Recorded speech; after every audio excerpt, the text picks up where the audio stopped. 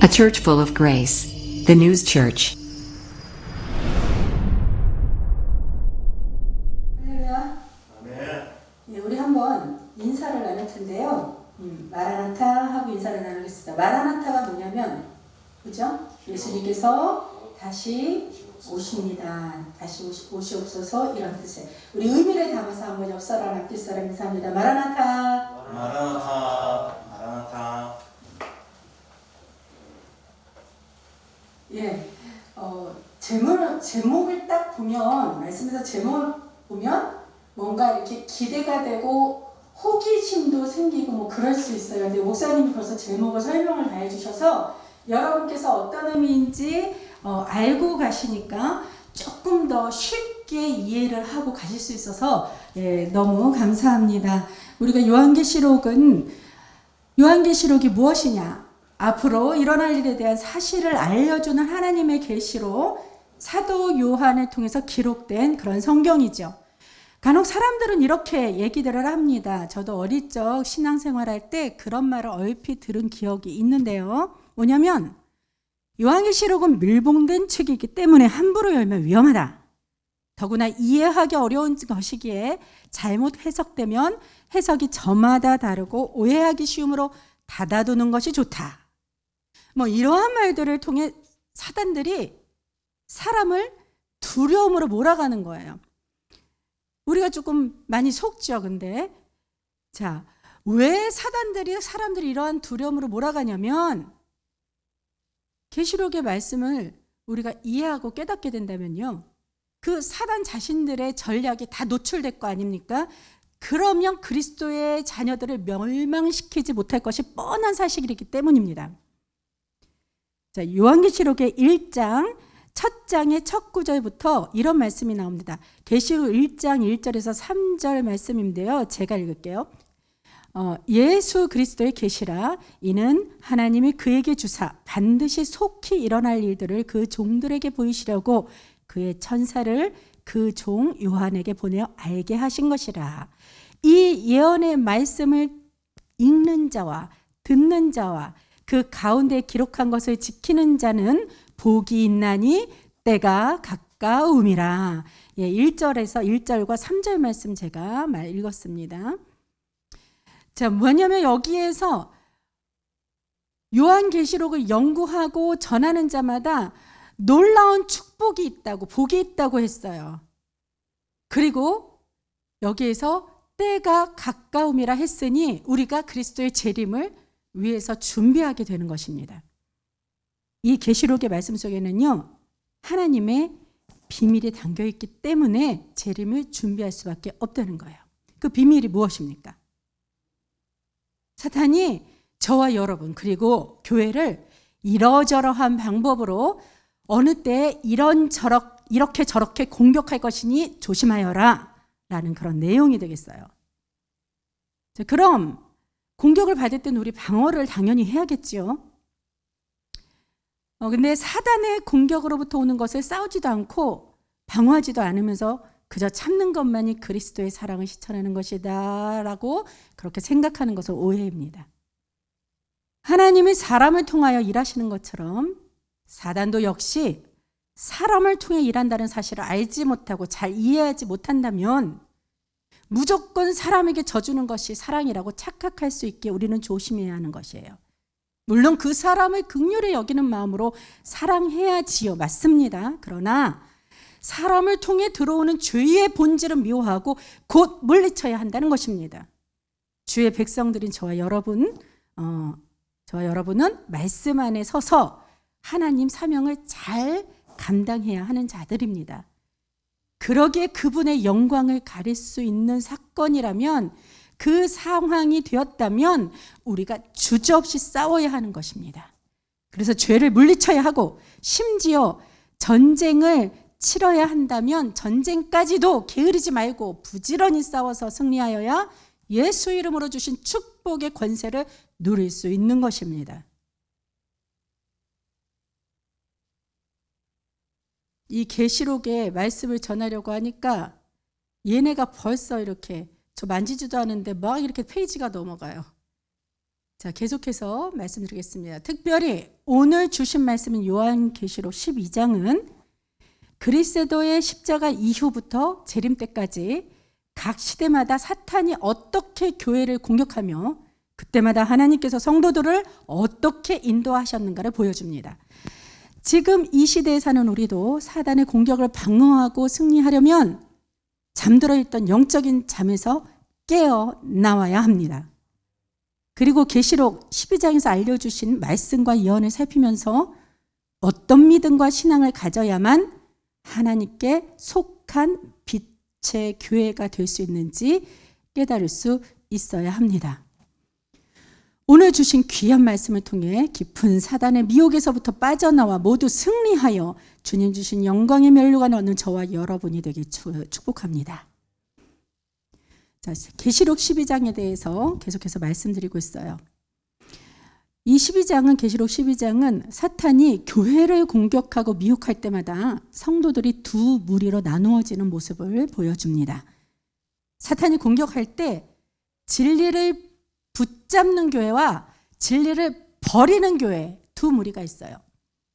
성경의 역사는 이 두 교회의 양상을 띠는 가문들이 싸우는 전쟁들의 이야기가 대부분입니다. 이 전쟁은 태초부터 시작되어 어제까지도 일어났었고 현재에도 일어나고 있으며 앞으로도 계속될 것입니다. 현재에도 일어났잖아요. 제가 그랬잖아요. 아무것도 만지지 않았는데 페이지 한양 넘어갔다고. 우리가 이 전쟁을 마치려면 예수님이 재림하셔야 하는 것입니다. 그래서 영적으로 깨어있는 자는 예수님이 속히 오실 그날을 고대하고 간절히 기다리게 됩니다. 왜냐하면 사단의 역사함으로 말미암아 한쪽 교회의 가문이 다른 한쪽의 가문을 끊임없이 핍박하고 절망하게 하여서 바로 멸망에 이르기까지 하는 것이 사단의 목표이기 때문입니다. 요한계시록 12장의 예언을 통해서 우리는 어느 시대, 어떤 교회가 하나님께서 인도하시는 진리를 붙잡는 가문이고 또 어떤 교회가 진리를 버리는 가문인지 우리가 분별할 수 있을 것입니다. 그리고 본문에서는 초대 기독교회부터 마지막 시대까지 하나님의 교회가 이 핍박을 피해서 움직이는 경로가 나오는데요.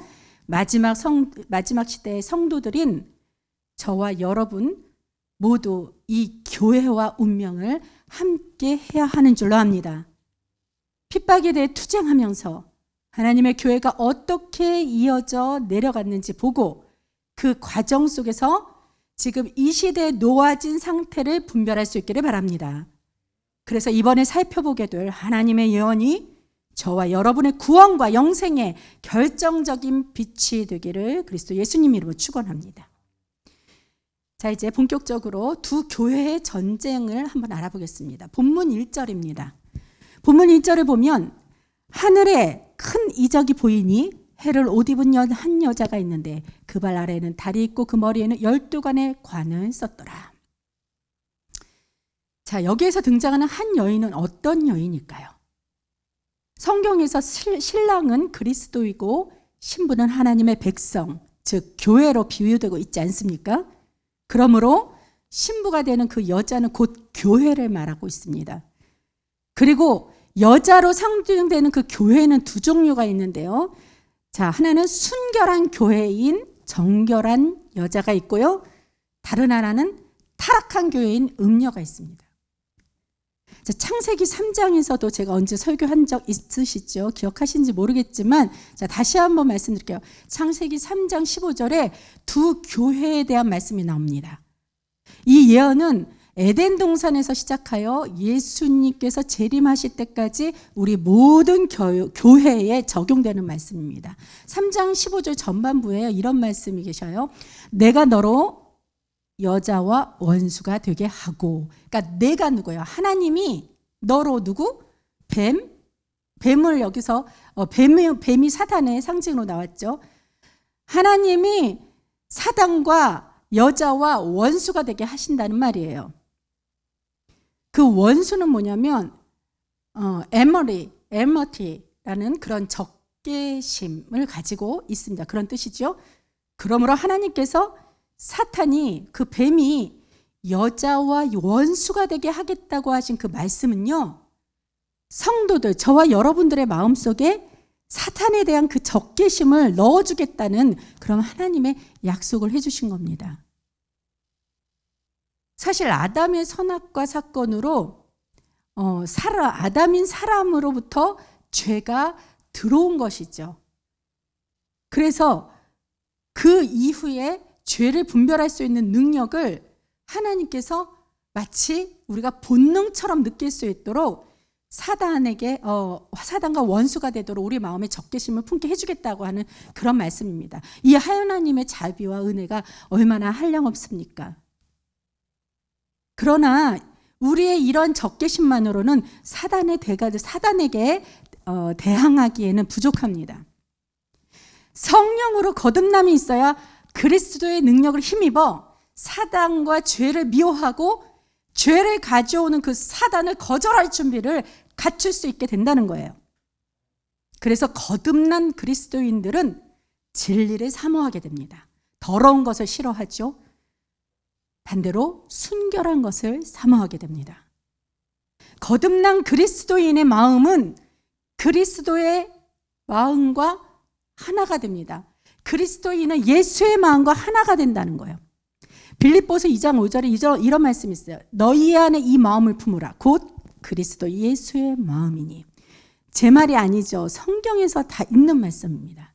자, 우리 속에 예수의 마음을 넣어주시겠다는 하나님의 그 약속 때문에 우리에게 소망이 있는 거예요. 거듭난 그리스도인은 마음속에 사탄에 대한 적개심을 품고 있기 때문에 세상을 미워하게 되고 악하고 더러운 것을 싫어하게 됩니다. 세상을 좋아한다면 그런 무슨 뜻이 되죠? 네, 정답이 있죠. 자, 창세기 15장에 내가 너로 여자와 원수가 되게 하고 라는 그런 말씀이 전반전에 있었잖아요. 자, 그 다음 후반 말씀은 너의 후손이 누구? 뱀의 후손. 너의 후손도 여자의 후손과 원수가 되게 하리니. 그러니까 현재 뱀과 여자만 원수가 되는 게 아니라 각각의 후손들도 계속하여서 원수가 되게 하겠다는 거예요. 그래서 이 말씀을 보면 두 교회의 관계가 나오는 것을 알 수 있습니다. 제가 말씀드렸듯이 한쪽은 누구 후손? 뱀의 후손. 다른 한쪽은 여자의 후손. 이 두 교회가 원수라는 거죠. 그리고 에덴 동산에서 예수님께서 다시 재림하실 때까지 이 두 교회의 전쟁이 끊임없이 계속되어서 이어지는 것입니다. 저는 그래서 이 시간에 두 가문의 두 교회의 전쟁을 얘기하고 싶은 거예요. 하나님이 주신 말씀입니다. 자, 들어보세요. 그러면 이 두 교회는 어떻게 서로 다를까요? 우리가 눈으로는 쉽게 구별할 수 없습니다. 왜냐하면요, 뱀의 후손들도 하나님을 믿는다고 지네들이 말해요. 그들도 예수님을 사랑한다고 말하고 교회에서 기도하고 찬양하고 봉사를 합니다. 교회 안에서 뱀의 후손들과 여자의 후손들이 섞여서 예배드리고 있기 때문에 우리가 눈으로 구별하기 힘들다는 거예요. 어렵다는 거예요. 자, 그럼 이 둘의 차이는 또 무엇일까요? 뱀의 후손은 하나님과 하나님의 말씀과 그 계명에 충성하지 않습니다. 자, 야고보서 2장 19절에서 20절에서 야고보가 귀신들에게 질책한 내용이 있어요. 이렇게 질책한 것처럼 귀신들도 하나님을 알고 믿어요. 그러면서 벌벌 떨어요. 그렇지만 뭐라고요? 하나님의 말씀에 순종하지 않아요. 뱀의 후손은 하나님의 말씀에 충성하는 신앙이 없단 말입니다. 그들은 뭘 사랑하는 줄 아세요? 세상의 돈을 사랑합니다. 이것이 여자의 후손과 뱀의 후손 사이에 나타나는 결정적인 차이라는 거예요. 즉 여자의 후손은 순결한 교회라고 했고 뱀의 후손은 타락한 교회라고 그렇게 하지 않았습니까? 구약에 보면요, 태초에 아담과 하와에게도 두 아들이 있었지만 가인은 살인자가 되어서 동생 아벨을 살인했죠. 그래서 뱀의 후손이 되고 그 아벨은 하나님이 뜻하신 대로 하나님의 뜻대로 제사를 드렸기 때문에 그래서 죽었기 때문에 순교자가 되어서 여자의 후손이 되었습니다. 자, 아브라함도 마찬가지 두 아들이 있었어요. 에서는 뱀의 후손이고 야곱은 여자의 후손이라는 이겁니다. 아브라함에게는 이스마엘이 뱀의 후손이고 이삭이 여자의 후손이죠. 그리고 이삭의 두 아들이 있어서 에서는 뱀의 후손이고 그리고 야곱은 여자의 후손이 됐다는 것입니다. 자, 이렇게 보듯이 구약의 동안 두 후손의 전쟁은 계속되었고 신약에서도 이 두 후손의 전쟁이 계속되고 있습니다. 여자의 후손과 뱀의 후손, 이것이 세상 끝까지 흘러내려가는 두 가문이고 모든 그리스도인은 두 가문 중 하나에 속해 있습니다. 지금도 여자의 후손과 뱀의 후손이란 두 가문이 전쟁을 벌이고 있는데요. 그 전쟁은 예수님께서 재림하실 때까지 이어지고 있다고 말씀드렸죠. 자, 저와 여러분은 지금 어떤 족보, 어떤 가문에 속해 있는지 이 시간 진지하게 한번 묵상해 보면 참 좋겠습니다. 자, 다시 본문 1절로 돌아가겠습니다. 1절에 보면은 다시 한번 읽을게요. 하늘에 큰 이적이 보이니 해를 옷 입은 한 여자가 있는데 그 발 아래에는 달이 있고 그 머리에는 12별의 관을 썼더라 했죠. 자, 여자는 교회, 하나님의 백성을 뜻한다고 말씀드렸죠. 자, 그러므로 여기에 나오는 여자는 말씀을 보세요. 해와 달과 12별을 갖고 있는 바로 교회를 뜻하는 것입니다. 해는 무엇을 뜻해요? 그리스도. 해는 그리스도를 뜻하므로 여자가 해를 입고 있다는 것은 교회가 의의 태양이신 그리스도의 의의 옷을 입고 있다는 뜻이 되는 거예요. 자, 그리고 1절이에요. 1절. 그 발 아래에는 달이 있다고 했잖아요. 그렇죠? 달을 밟고 있다고 했습니다. 달은 보면은 그 달 자체로는 빛을 내지 않죠. 그렇지만 어떻게 반사하는 그러한 원리가 있어요. 그래서 태양을 반사하게 됩니다. 그러므로 여자가 달을 밟고 있다는 것은 교회가 태양인 그리스도를 반사하고 있다는 그런 의미가 됩니다. 자, 우리가 교회예요. 그리고 뭐 여기 모인 곳도 교회입니다. 이 교회 자체에는 빛과 생명이 없어요. 그렇기 때문에 이 빛과 생명이 나타나 보이려면은 그리스도의 의의 빛을 반사한다는 것입니다. 그리고 여자의 머리에 있는 그 면류관에 12별이 있는 것으로 봐서 이 교회는요, 12제자가 세운 교회임을 알 수 있을 것입니다. 다시 말해서 본문 1절에 나오는 여자는 그리스도의 의의 흰옷을 입고 있으며 그리스도의 말씀과 성품을 반사하고 12사도가 가르쳤던 복음을 갖고 있는 바로 어디? 사도행전에 나오는 초대교회를 따고 있습니다. 그럼 이 순결한 초대교회가 중세기를 지나면서 어떻게 타락하게 되고 마지막 시대에 와서 어떻게 다시 회복될 수 있는지 한번 살펴보겠습니다. 자, 사도 요한을 통해 본문 1절에서 초대교회의 그 순결한 모습을 보여준 다음에 2절부터 바로 곧 뭐가 나오냐면 용이 사단을 의미하죠. 여자를 공격하는 장면을 보여줍니다.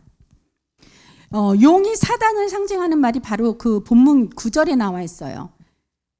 큰 용이 내어 쫓기니 옛뱀, 곧 마귀라고도 하고 사탄이라고도 하는 온천하를 꿰는 자라.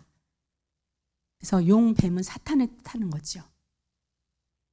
그리고 2절과 4절을 보면 2절에는 이렇게 이 여자가 아이를 베어 해산하게 되면 아파서 애써 부르짖더라. 그리고 4절 보면 용이 해산하려는 여자 앞에서 그가 해산하면 그 아이를 삼키고자 하더니 그 후반부의 말씀이 있죠. 자, 신약 시대에 들어오면서 사탄은요, 여자가 낳은 아이를 죽이려고 달려드는 것이에요. 그럼 이 아이가 누구일까요? 자, 마태복음 2장 16절에 기록된 사실처럼 그 헤롯이 죽이려 했던 누구? 아기 예수였던 겁니다. 예수께서 이 땅에 오시기 전에 용은요, 유대교회를 영적으로 잠들게 했어요. 그것이 바로 용의 공격입니다. 우리가 영적으로 잠들고 있는 것도 사단의 공격인 줄 압니다. 깨어나야 돼요. 자, 이때 유대교회는 예수를 따르는 사람들과 거절을 하는 사람들, 이렇게 또 두 무리로 나누어졌다고 했죠. 용의 사단이 공격할 때마다 두 무리로 나누어진다고 했던 것처럼 이 유대교회에서도 마찬가지게 두 무리로 나눠졌어요. 예수 말씀 대신 유대교의 말을 신뢰한 사람들은 모두 누구 후손? 뱀의 후손이 되었다는 거예요. 자, 우리는 사단이 공격했던 그 아이가 그리스도 아기 예수라는 사실을 5절에서 우리가 확인할 수 있겠죠. 5절 보면요. 여자가 아들을 낳으니 이는 장차 철장으로 만국을 다스릴 남자라. 그 아이가 하나님 앞과 그 보좌 앞으로 올려가더라. 아멘. 자, 사탄은 온 힘을 당해서 온 힘을 다해서 그리스도를 공격하지만 어떻게 5절 말씀 보니까 사단이 실패했어요. 이러한 하늘의 전쟁에서 승리로 이끌어낸 그리스도의 그 탄생과 또 탄생하고 나서 십자가의 그 구속이 있었고 예수님이 죽으시고 부활하고 다시 하늘로 승천하셨죠. 이러한 놀라운 결과에도 불구하고요. 땅으로 쫓겨난 사탄은 분노가 났죠. 그래서 계속 여자를 공격하면서 멸망케 하려는 그 악의 역사에 대해 예언하는 것이 바로 6절 이하에서부터 볼 수 있습니다. 그럼 우리가 6절을 볼까요? 그 여자는 교회라 그랬어요. 광야로 도망하며 거기서 1260일 동안 그를 양육하기 위하여 하나님께서 예비하신 곳이 있더라. 예, 궁금하죠? 자, 물론 아기 예수님도 베들레헴에서 도망갔죠. 그렇죠? 그렇지만 단순하게 이것만을 얘기하는 것이 아닙니다. 이것을 우리의 그 기독교 역사를 볼 때, 영적인 역사를 볼 때 우리 모두 그 용이 그 교회를 기준으로 삼을 때 용이 교회를 공격하자 하나님께서는 교회를 광야로 피신시켰다는 그런 말씀입니다. 자, 이게 무엇이냐? 예수님의 부활 승천 이후에요. 그 12제자와 사도들이 주로 이스라엘의 서쪽으로 진출하면서 복음을 전하지 않았습니까? 자, 그 결과 하나님의 백성들이 유럽에 있던 국가들을 중심으로 크게 형성이 되었어요. 그래서 복음의 중심지가 이스라엘에서 어디? 유럽으로 옮겨지게 되었습니다. 이게 바로 광야로 피난시킨 그 본거지, 예비하신 곳이 바로 여기라는 거예요. 그래서 그곳에서 하나님의 교회는 1260일 동안 숨어서 지내게 되었다고 성경에서 나와 있죠. 그리고 이 시기를 사람들이 뭐라고 불렀냐면 중세기 종교 암흑시대라고 불렀습니다. 피신을 했으니까. 자, 근데 본문 14절에 보면요. 여기에서 한때와 두때와 반때라는 그런 표현이 있어요. 반때를 양육받음에 그랬잖아요. 14절 보면 그 여자가 큰 독수리의 두 날개를 받아 큰 독수리와 날개는요. 아주 신속함을 뜻하는 거. 독수리 되게 빠르잖아요. 그 빠른 것을 날개 가지고 슉슉 날아다니는 그러한 의미를 보면 그 신속함으로 어떻게 광야 자기 곳으로 날아가 거기서 그 뱀의 낯을 피하여 하나님께서 그렇게 신속하게 피하게 해주셨다는 거예요. 그래서 여기 한때, 두때, 반때를 양육받으면 그러니까 한때라는 건 1년, 두때라는 거는 2년, 반때는 6개월이죠. 그럼 자, 여기서 계산에 들어갑니다. 1260이라는 숫자가 어떻게 나오는지 1년과 2년 6개월, 3년 6개월이죠. 그렇죠? 3년 6개월 곱하기 12개월 하면 몇이 나오죠? 어휴, 빠릅니다. 42개월이 나와요. 그럼 42개월 곱하기 한 달은 30일이니까 곱하면 얼마? 1260이 그렇게 나오죠. 근데 성경은 하루를 1년가치라 그랬어요. 그래서 광야에 출애굽할 때도 40일이 아니라 40년이라고 그랬습니다. 그래서 어떻게 1260일이 1260년이 되는 거예요. 그래서 이 중세기 동안이 바로 이 1260년 정도가 되는 거거든요. 그러니까 성경에서 예언한 게 딱 맞아 떨어지잖아요. 이 1260년의 그 중세기 동안에요. 로마 황제는 기하급수처럼 늘어난 이 기독교인들을 자신의 편으로 끌어들여서 정권을 안정시키려 했습니다. 왜 기독교인들이 늘어났어요? 기독교인들은요, 그리스도인들은 핍박할수록 어려움을 주고 환난을 줄수록 더 강하게 일어섭니다. 더 기하급수적으로 전도되고 선포돼서 하나님의 백성이 많아지는 것입니다. 그러니까 어떻게 해요? 로마 황제가 어쩔 수 없었어요. 이 사람들을 끌어들여야만 했어요. 자기의 정권이 안정되기 위해서는 할 수 없는 거죠. 근데 이 콘스탄티누스는 누구를 숭배해서 태양을 숭배했단 말이에요. 이교도예요, 이교도. 근데 자기가 태양을 숭배했던 그 이교도와 어떻게 기독교를 혼합시켜서 태양 신교와 기독교 양쪽 모두 자신의 쪽으로 끌어들여요. 그래야지 모든 올 백성을 다 자기 편으로 끌어들이는 게 되지 않습니까? 그래서 이때 교회 감독이 누구였냐면 유세비우스였는데 이 유세비우스를 통해서 혼합 종교를 탄생시킨 것입니다. 이것이 중세기 천주교회의 탄생이었어요. 이를 바탕으로 해서 이 천주교회는요, 하나님께서 자신들에게 하나님의 말씀과 계명을 바꿀 수 있는 권세를 주셨다고 믿었습니다. 베드로의 후계자라고 하는 이 교황들은요, 뭐라고 얘기했냐면 선포해요. 교훈이나 금주에 관한 율법을 추구할 수 있는 권세를 가졌고 아울러 이러한 율법들로부터 면제해주는 권세도 있으며 필요하다면 폐지시키는 권세도 있을 뿐 아니라 이러한 사법상의 권한은 심지어 죄까지라도 용서할 수 있는 권세를 포함할 수 있다라고 주장했어요. 그래서 면죄부 이런 것도 나눠줬잖아요. 중세기 천주교회에 거짓교리와 천주 십계라는 게 들어왔어요. 십계명이 훼손된 거죠.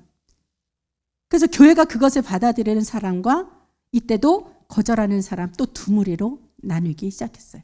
사단의 공격에 미혹되어 변질됐을 때 어떻게 사단의 공격이 있을 때 두 무리로 나누어졌던 것처럼. 자, 이때 유럽의 대도시 교회들은요, 그 수많은 교회들이 있었지만 그 많은 교회는 다 하나님의 교회가 아니었어요. 왜냐하면 천주교회를 거절하고 하나님의 말씀을 선택한 그 하나님께서 인정하시는 교회는 어디? 광야로 피신했기 때문이었습니다. 그래서 광야로 피신한 교회는 여자의 후손이 되어서 외롭게 살아갔었어요. 자, 교회 역사를 보면 이 시기 동안 기독교 역사에서 가장 많은 진리가 왜곡되고 변질되었던 시기입니다.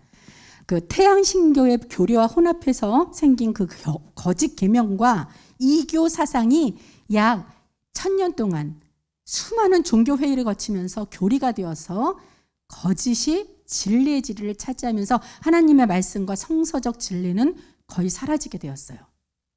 이러한 거짓 교리와 거짓 복음이 지금까지 교회 안에 남아서 성도들을 미혹하고 있다는 사실이 너무 안타깝습니다. 거의 대부분의 사람들은 유럽의 대도시에 있던 교회들처럼 큰 건물과 장엄하고 아주 화려하고 그러한 예식이 있고 형식이 아주 그냥 휘황찬란하고 그렇기 때문에 거대한 조직들의 그 교회들만이 그것이 부흥이고 그것이 하나님께서 인정하시는 교회로 알고 있었어요. 이렇게 하나님의 말씀보다 교회의 크기를 중시하고 성직자를 높인 그 사람들은 모두 누구의 후손이라고요? 뱀의 후손이 된 것입니다. 자, 그러나 그 이후에 나폴레옹이 이끄는 그 프랑스 혁명 아시죠? 그 혁명을 통해 중세기 암흑기가 끝났습니다. 끝났다고 생각했어요. 근데 사실 끝난 게 아니었죠. 그래서 오직 성경만을 외치던 마틴 루터의 종교 개혁으로 인해 어떻게 하나님의 여자의 후손이 일을 하면 하나님이 일을 하면 어떻게 사탄도 같이 역사한다. 그래서 또 여자는 용으로부터 공격을 받습니다. 자, 계시록 본문 15절 16절 말씀을 보면요. 여자의 뒤에서 뱀이 사탄이죠. 그 입으로 물을 강같이 토하여 여자를 물에 떠내려가게 하려 하되 땅이 여자를 도와 그 입을 벌려 용의 입에서 토한 강물을 삼키니. 자, 이 장면에서 물은 무엇이고 땅은 무엇일까요? 자, 예언에서요, 물이라는 것은 백성과 많은 사람들을 뜻합니다. 그러므로 용이 물을 강같이 토하여 여자를 떠나려가게 하려 했다고 하는 그 말씀은요. 자, 한번 적용을 해볼게요. 이 시대에서 교황과 바티칸이 많은 사람들을 앞장세워서 여자면 여자의 후손은 누구라고요? 이 시대에서는 종교 개혁의 신앙을 받아들인 개신교들을 얘기하는 거죠. 이 여자를 핍박하고 죽이려고 했다는 뜻이에요. 그래서 하나님께서는 여자를 또 땅으로 피신시킨 것입니다. 그 땅은 또 어디일까요?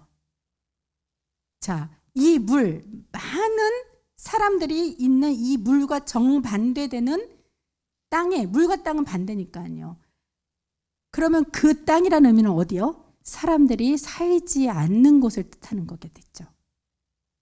자, 기독교 역사와 세계사를 우리가 살펴보게 되면요, 이런 땅은 어디냐면 적은 숫자의 아메리칸 인디언들이 살고 있었던 황량한 땅, 바로 어디? 그때는 신대륙이었던 미국입니다. 오늘날 미국이라는 거대한 땅은요, 유럽으로부터 피신하는 그 청교도에게 종교의 자유를 제공하는 피난처가 되었고, 마틴 루터가 주장한 성서적 신앙을 보다 분명하게 실현할 수 있는 장소가 되었습니다. 자, 청교도 누구랄까요? 제가 추수감사절 바로 전주에 제목이 뭐요? 하나님의 것이라고서 설교를 드렸을 때 추수감사절에 대한 유래를 말씀드렸어요. 그때 누구? 청교도가 등장했잖아요. 그 청교도가 신대륙 미국으로 왔을 때 어떻게 그 땅을 일구고 교회 세우고 학교 세우고 그러면서 눈물로서 씨를 갈고 뿌렸을 때 어떻게 자신들이 생각하지 못했던 그 이상의 몇 배의 그 결실을 내서 정말 감사함으로 하나님께 그 드렸던 그 제사가 바로 첫 열매 추수감사절의 유래가 되었다고 말씀드렸지 않습니까? 이랬던 미국이었어요. 근데 오늘날의 미국이나 그 미국의 개신교회는 어떻게 변했습니까? 예수 어린 양의 그 정신을 잃어버리고요, 세상이 소돔성이 됐고, 그러자 교회 안까지 소돔의 죄가 깊이 들어왔어요. 자, 볼까요? 미국 대법원에서 동성결혼을 법적으로 보장했습니다. 자, 뿐만입니까? 소위 정통이라고 불리는 교단에서도요, 동성애자를 성직자로 안수하고 있는 모습에 성령님이 탄식하고 계신 줄 압니다. 그러나 하나님께서는 마지막 시대에서 어떻게 여자의 후손을 갖고 계신 줄 믿습니다. 그 마지막 시대의 여자의 후손은 어떤 자들일까요? 본문 마지막 말씀이 17절 보겠습니다. 용이 여자에게 분노하여 돌아가서 그 여자의 남은 자손 곧 하나님의 계명을 지키며 예수의 증거를 가진 자들과 더불어 싸우려고 바다 모래 위에 서 있더라. 아멘. 자, 지금 온 하늘이요, 지금 마지막 여자의 후손을 주목하고 있다는 사실이에요. 이들이 용과 마지막 결전을 벌이게 될 성도들이 바로 그 성도들이 여자의 후손이기 때문입니다. 이 마지막 시대 여자의 후손은 세 가지 특징이 있어요. 뭐냐면 첫째, 말씀대로 있습니다. 하나님의 계명을 지키며, 둘째, 예수의 증거를 가진 자들, 그렇죠? 그 예수의 증거를 가진 자들로 더불어 셋째, 싸우려고 바다 모래 위에 섰다는 그 특징의 세 가지가 있는 거예요. 여자 후손의 특징이. 첫 번째 특징인 계명을 지키는 여자의 후손, 누구입니까? 바로 제가 이제껏 계속 말씀드렸듯이 중세기 종교 암흑 시대 동안 광야로 피신했던 여자, 그리고 또 거기서 신대륙 미국이라는 땅으로 피신했던 그 여자, 또 오늘날까지 그 신앙을 계승하는 여자, 바로 저와 여러분인 줄 믿습니다. 그러므로 마지막 시대 여자의 그 남은 자손은 그 프로테스탄트의 신앙과 정신을 이어가는 성도들인 저와 여러분임을 믿고 축복합니다. 두 번씩이나 얘기하는데 아멘이 없네요. 축복합니다. 자, 이러한 저와 여러분들을 특별히 일컬어 성경에서 표현한 대로 남은 자손, 남은 자라고 그렇게 표현하고 있습니다. 성경에서 말하는 마지막 시대의 여자의 남은 자손은 사도시대의 교회들의 사도들과 성도들이 믿었던 원래 복음, 원래 계명, 원래 교리를 간직하고 있는 그리스도인들을 뜻하는 것이죠. 그리고 마지막 시대의 여자의 남은 자손의 그 두 번째 특징이 뭐라고요? 예수의 증거를 가진 자들. 이 말은 하나님의 예언을 해석하고 설명할 수 있는 빛을 가진 자들을 뜻합니다. 빛을 가지고 있어야 하는 이유는요, 마지막 시대 여자의 남은 자손은 어떻게 돼요? 이젠 피신하는 게 아니라, 저기 나왔죠, 17절. 싸우려고 바다 모래 위에 서 있더라. 예, 용과 맞서 싸워야 하기 때문입니다. 이제는 피신할 수 없습니다. 어디로도 갈 데가 없습니다. 자, 결론입니다. 일반 대부분 사람들은요, 초자연적인 이적에 열광하죠. 계시록 13장 13절에서 14절의 말씀에 이런 말씀이 있어요.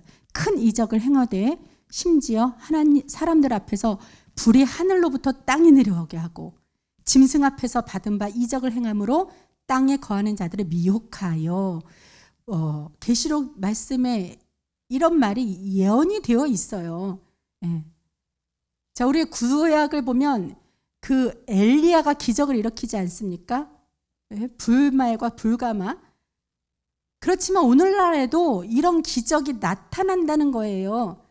그래서 마치 엘리야가 했던 것이 그대로 자기가 행하는 것처럼 이렇게 흉내를 내요. 사단도. 그러면서 온 세상은 와, 그리스도가 여기 있다, 여기 있어, 여기 있어 막 그러면서 막 열광하게 돼서 막 군중 심리가 이렇게 성하게 되는 겁니다. 그러나요, 하나님 말씀하십니다. 보라, 내가 너희에게 미리 말하였노라. 그러면 사람들이 너희에게 말하되 보라, 그리스도가 광야에 있다 하여도 나가지 말고 보라, 골방에 있다 하여도 믿지 말라. 아멘입니까? 마태복음 24장 25절 26절 말씀입니다. 이런 예수님의 경고를 우리가 기억하여 여자의 후손은 사탄의 큰 이적을 보기 위해서 몰려다니지 않을 것임을 믿고 바랍니다. 자, 지금 개신교회를 휘몰아쳐가는 그 성령운동과 방언은요, 이게 교파를 초월할 뿐 아니라 세상 사람들까지도 그 관심을 나타내고 있어요. 자, 천주교회에서 오래전부터 그 마리아의 석상에서 피눈물이 흘러내렸다고 합니다. 본 사람이 많이 있었죠. 그런 이적이 이곳저곳에서 나타나고 있어요. 또 한 번은 어떤 일이 있었냐면 뇌종양을 앓고 있던 그 1살배기 아이가 그 프란체스코 교황이 입맞춤을 딱 해줬더니 상태가 완전히 호전되어서 너무 좋아졌다고 하는 그 가족들의 이야기가 해외 현지에서 화제를 모으기도 했습니다. 놀랍죠? 그러나 미혹될 수 없어요.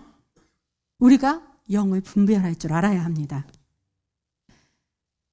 저런 사람들은 거짓 사도요 괴율의 역군이니 자기를 그리스도의 사도로 가장하는 자들이니라. 이것이 이상한 일이 아니라 사탄도 자기를 광명의 천사로 가장하나니 그러므로 사탄의 일꾼들도 자기를 의의 일꾼으로 가장하는 것이 또한 큰 일이 아니라 저희의 결국은 그 행위대로 되리라는 고린도후서 11장 13절에서 15절 말씀이 있습니다. 하나님의 계명은 지키지도 아니하면서요, 약한 사람을 막 보살펴요. 또 가난한 사람을 막 돕습니다. 그 부모에게는요, 부모에게 하는 그 효도는 혼자만 다 아는 척해요. 이렇게 여러 가지 광명한 천사의 모습으로 자비와 선을 베푸는 그런 자들이 있다는 거예요. 그건 바로 미혹이라는 것입니다. 자, 하지만 이 세상 도처에는요, 하나님을 충성스럽게 따라가는 그리스도인들이 있습니다. 성경은 그런 그리스도인들을 가리켜 남은 무리라고 부르죠. 사도 바울은 믿는 사람들이 바다 모래처럼 많을지라도 그 남은 무리만 구원받을 것이라고 말했습니다. 이스라엘 무자손의 수가 비록 바다의 모래 같을지라도 남은 자만 구원을 얻으리니 주께서 땅 위에서 그 말씀을 이루사 필하시고 끝내시리라. 아멘. 로마서 9장 27절에서 28절 말씀입니다. 남은 무리가 마지막 시대의 용과 싸우는 저와 여러분 같은 성도들입니다. 아멘. 은혜로 구원받는다. 믿기만 하면 된다. 이러한 식의 기만에서 우리는 벗어나야 합니다. 십자가에서 계명이 폐지되었기 때문에 이제는 사랑만 하면 된다. 계명 안에는 순종하지 않아도 된다. 이런 말로부터 돌아서야 하고 이런 말로 하는 자들을 돌아서게 해야 하는 겁니다. 예수님께서는 계명을 폐지시키시기 위해서 이 땅에 오신 것이 결코 아니죠. 내가 율법이나 선지자나 폐하러 온 줄로 생각지 말라. 폐하러 온 것이 아니요 완전케 하려 함이로다. 진실로 너희에게 이르노니 천지가 없어지기 전에는 율법의 1.1획이라도 반드시 없어지지 아니하고 다 이루리라. 아멘. 마태복음 5장 17, 18절 말씀입니다. 이 말씀을 기억하면서요, 계명을 지켜 순종하고 그리스도 예수의 증거를 가진 저와 여러분이 되어서 영적 전쟁에서 싸워 승리한 남은 여자의 후손으로서 예수님 재림하는 날 천사의 나팔을 듣고 호명되는 명문 가문의 교회가 모두 다 되길 그리스도 예수님 이름으로 축원합니다. 기도하십니다.